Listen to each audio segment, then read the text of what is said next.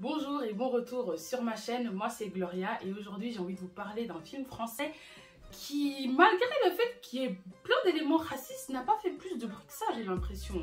Du coup je suis là pour faire du bruit autour de ce film, yes. Et ce film c'est Agathe Cléry, sorti en 2008 et réalisé par Étienne Châtillier. Et en fait ce film il s'inspire d'un film américain qui s'appelle Watermelon Man ou Homme Pastèque, sorti en 1970 et réalisé par Melvin Van Peebles. Les deux scénarios sont similaires, c'est-à-dire que dans Agathe Cléry, c'est une femme blanche, Agathe Cléry, qui va devenir noire alors qu'elle est raciste. Elle va faire face aux discriminations auxquelles on fait face quand on est une personne noire. Elle va perdre son boug, elle va perdre son travail et elle va presque perdre sa maison. Et dans le film Homme Pastèque, c'est la même chose. C'est un homme blanc de la classe moyenne qui est raciste et qui va devenir noir et qui, pareil que Agathe Cléry, va perdre sa maison, va perdre sa famille, sa femme, ses enfants et son travail. Et du coup là j'ai envie de me plonger un peu dans ces deux films, les comparer et puis faire à la fin un petit focus sur le film Agathe Cléry parce qu'il y a quelque chose qui m'a vraiment interpellée dans ce film là, outre the blatant, le flagrant blackface.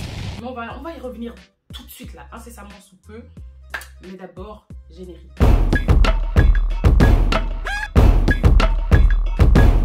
Premièrement, dans le film Agathe Cléry, les réalisateurs valident le blackface. On ne pouvait pas commencer cette analyse sans parler du blackface qui est fait dans ce film.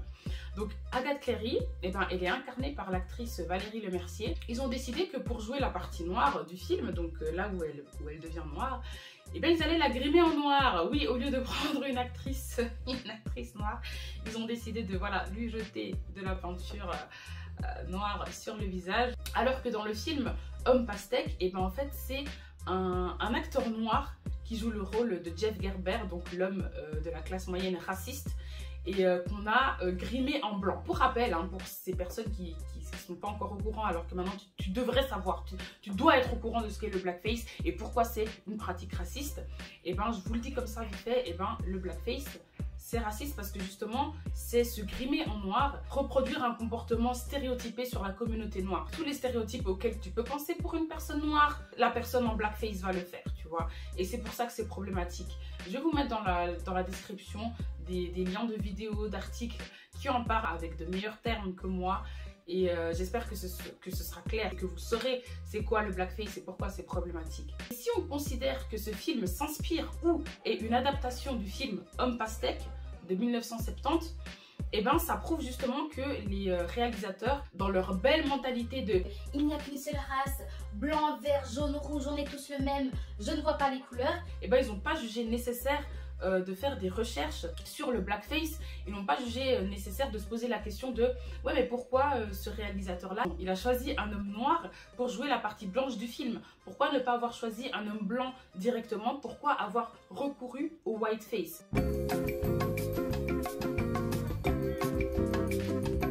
En se posant ces questions, ils auraient découvert que justement le whiteface est une réponse directe au blackface. Et il faut savoir que avant, dans le cinéma, le théâtre, l'opéra, la danse en général, le blackface c'était quelque chose de courant. Et selon les réalisateurs, les metteurs en scène, etc., eux, ils considéraient que les personnes blanches avaient cette capacité à incarner tous les rôles.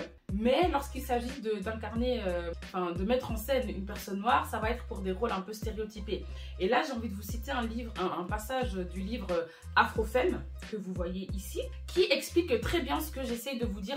Les blancs et blanches peuvent jouer tout type de personnages ayant pour eux la légitimité d'être universels, ou comme on dit au théâtre, neutres. Si neutres qu'ils peuvent jouer les rôles prévus pour les comédiens de racisés. Par exemple, Othello de More of Venice. Othello, le mort de Venise, écrit par William Shakespeare en 1604, a comme protagoniste un noir africain et la pièce est focalisée sur les tensions raciales. En France, dès la traduction de cette pièce, ce personnage a été blanchi. Donc c'est un passage du livre Afrofemme du collectif Moissy que je vous conseille. Ça parle justement de de discrimination, de la place de la femme noire en France, de la place de la femme noire dans le féminisme mainstream. Du coup, je vous conseille cette lecture. Et ça, c'est un exemple qui date de 2018. Le livre, il a été publié en 2018. Et si vous voulez un exemple plus récent, je vous le donne également en 1000. Oui, au début du mois de mars, le podcast Kiffe ta race a sorti un épisode qui s'appelle Les questions raciales entrent dans la danse. Et l'invité, c'était Binkadi Emmanuel Yé, chef de projet événementiel à l'Association pour le rayonnement de l'Opéra de Paris. Il a participé à la rédaction du manifeste de la question raciale à l'Opéra de Paris. Dans cet épisode, Rokhaya dit, et là je vais lire, « On estime qu'un acteur ou qu'une actrice blanche ou danseur blanche peuvent incarner tous les rôles, mais que finalement, les non-blancs, on va leur réserver les rôles de leur couleur de peau et plutôt des rôles secondaires. C'est-à-dire que dès lors où le rôle est important, on va le confier plus facilement à une personne blanche, parce qu'en tant que blanc, on peut tout incarner, mais on va considérer que la personne non blanche est trop singulière pour que tout le monde s'identifie à elle. » C'est à partir de la minute 27 et 56 secondes qu'elle dit ça. Si vous êtes intéressé à regarder, à écouter ce podcast, qui est un podcast grave intéressant, qui plonge à pieds joints dans les questions raciales. Non, vraiment, je vous le conseille, il est super chouette, les invités sont hyper intéressants, donc je vous conseille ce podcast Kiffe ta race. Et pareil, on peut voir que on privilégie les acteurs blancs pour jouer des rôles noirs. Et du coup là, tu comprends en fait que le whiteface dans le film Homme Pastèque, eh ben, il combat cette tradition en fait de faire jouer aux blancs, aux actrices et aux acteurs blancs des rôles qui leur sont pas destinés. C'est vraiment dire, en tant qu'homme noir, enfin en tant qu'actrice noire et acteur noir, je suis également capable de jouer tout type de rôle et il n'y a pas besoin de me cantonner au rôle stéréotypé que vous me donnez de base. Et maintenant, un autre thème qui apparaît un peu dans les deux, mais qui est beaucoup plus explicite dans le film Homme Pastèque. D'ailleurs, tout est beaucoup plus explicite dans le film Homme Pastèque que dans Agathe Cléry, c'est l'hypersexualisation des corps noirs. Comme je l'ai dit dans le film Homme Pastèque, c'est très clair, ok? On te dit directement que l'hypersexualisation, c'est pas bien. La fétichisation, c'est pas bien non plus.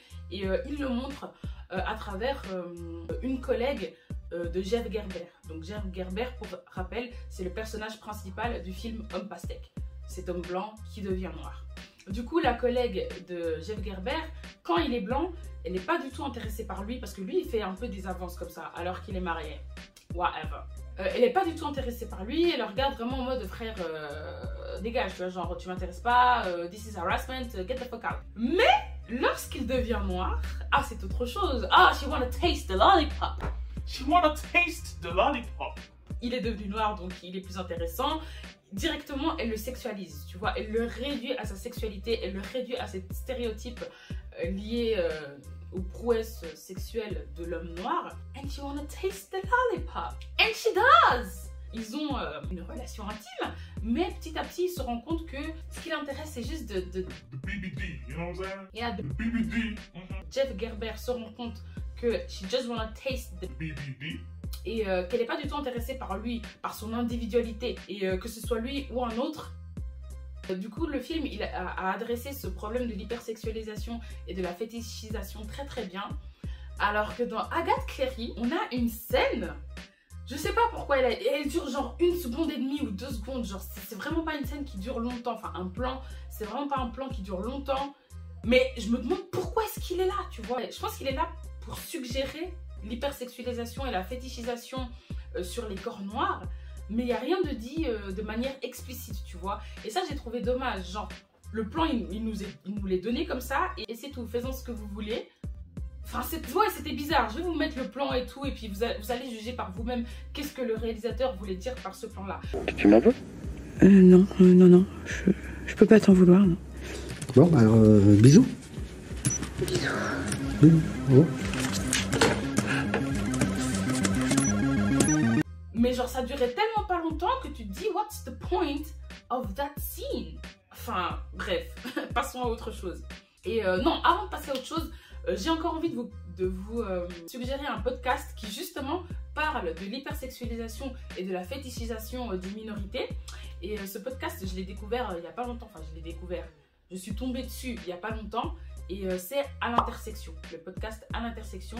Et c'est l'épisode 6 qui s'intitule Fétichisme racial et racisme sexuel. Et c'est encore un podcast que je vous conseille parce qu'il est, il est complet et il fait intervenir encore une fois des personnes qui sont concernées, qui ont été victimes de ce fétichisme sexuel, de ce fétichisme racial et ce racisme sexuel.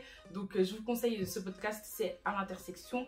Et maintenant on peut passer au point suivant. Ce que je trouve intéressant dans le film Agathe Cléry et qu'elle redevienne blanche, et ben d'abord elle nous montre que ah non, flemme, j'ai réussi à reformer ma vie autour de nouveaux statuts de femme noire et flemme qu'en redevenant blanche j'ai perdu, tous ces efforts soient perdus.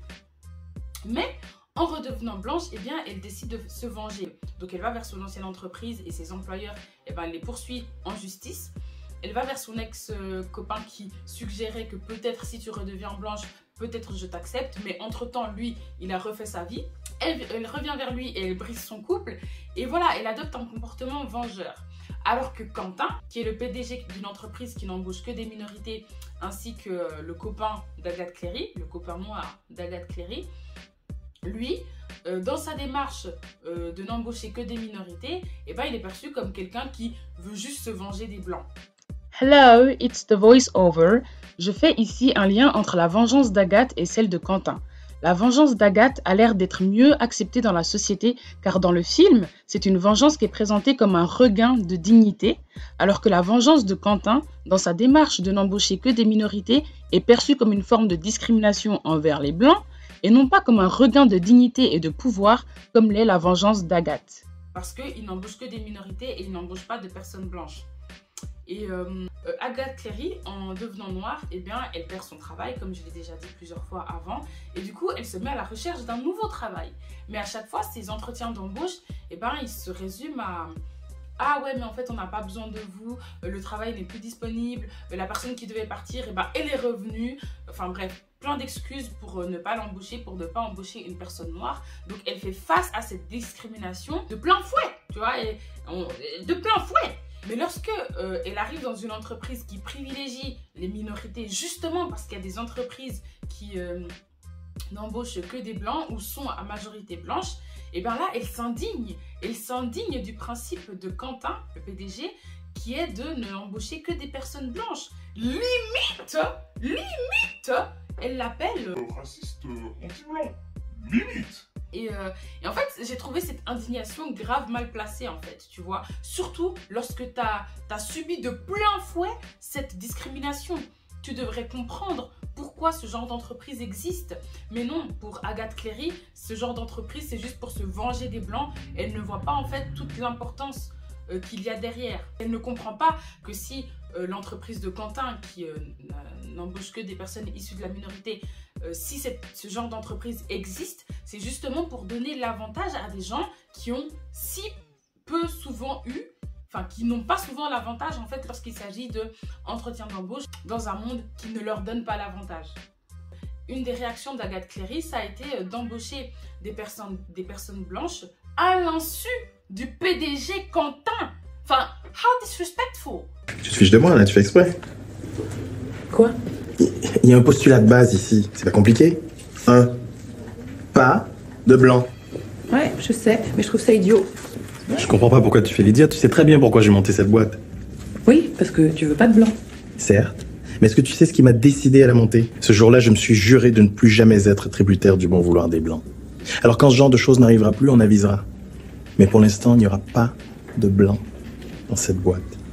Genre, le gars, il te dit, frère, je veux pas embaucher des personnes blanches parce que, bah déjà, elles ont leur chance partout ailleurs. C'est pas à cause de mon entreprise que les blancs ne vont plus trouver du travail. Et elle ose être là en mode, oh, mais oui, mais j'ai trouvé qu'ils étaient compétents et tout. Frère, c'est une question de principe. C'est une question de discrimination et de combattre la discrimination. Et toi, t'es là, tu viens en mode, j'ai trouvé qu'ils étaient compétents. Ok, dans un monde tout beau, tout rose, on juge selon les compétences, mais on n'est pas dans un monde comme ça.